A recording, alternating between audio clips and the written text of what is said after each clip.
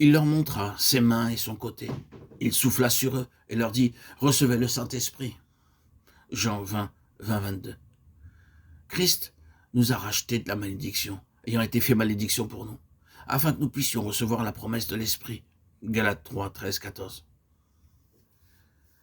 Ces paroles affirment expressément que le don du Saint-Esprit est en relation étroite avec le sacrifice du calvaire. Quelques jours avant de donner sa vie, le Seigneur avait annoncé à ses disciples qu'il leur enverrait le Saint-Esprit. « Je vous enverrai de la part du Père l'Esprit de vérité qui procède du Père. C'est lui qui rendra témoignage de moi. » Jean 15, 26.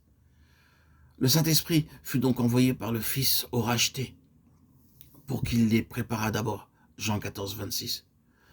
Pour qu'ils rendissent témoignage ensuite.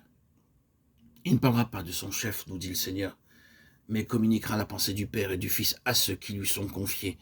Jean 16, 13, 14. Il révélera les desseins éternels du Père et glorifiera le Christ, dont tous les rachetés en prenant de sa plénitude pour la leur communiquer. Ce fut le jour même de sa résurrection que Jésus se présenta aux disciples réunis dans la chambre haute à Jérusalem et se tenant au milieu d'eux, qu'il souffla sur eux et dit « Recevez le Saint-Esprit » Jean 20, 19, 22.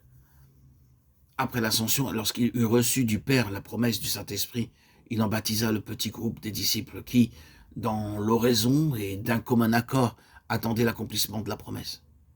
Baptême qui devait les rendre capables de rendre témoignage à sa mort et à sa résurrection. De quelle façon l'Esprit Saint guida les disciples? Comment il illumina pour eux les paroles du Christ, mais les conduisit dans la vérité? Malgré leurs idées préconçues, leurs préjugés et ceux de leur entourage. Comment il rendit témoignage au Christ et communiqua aux rachetés la pensée du Père et du Fils, glorifia le Fils et prit de sa plénitude pour en revêtir les disciples. Nous le constatons en lisant les actes des apôtres. Dans ses épîtres, Paul nous montre que le Saint-Esprit ne peut venir qu'en ceux qui sont crucifiés avec Christ. Christ nous a rachetés, écrit-il, afin que nous puissions recevoir l'Esprit. Le mot « racheter » nous ramène au calvaire. Bien plus, il a été fait malédiction pour nous, selon qu'il est écrit « Maudit quiconque est pendu au bois », afin que nous reçussions par la foi la promesse de l'Esprit, Galates 3, 13, 14.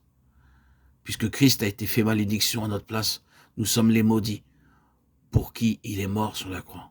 Étant notre représentant, il nous y conduit avec lui.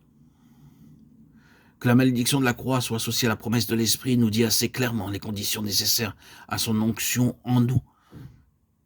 Effectivement, c'est lorsque nous réalisons que nous sommes sous le coup de la malédiction que nous acceptons avec joie la bonne nouvelle du calvaire et que, crucifiés avec celui qui est mort pour nous, nous sommes alors prêts à recevoir le don du Saint-Esprit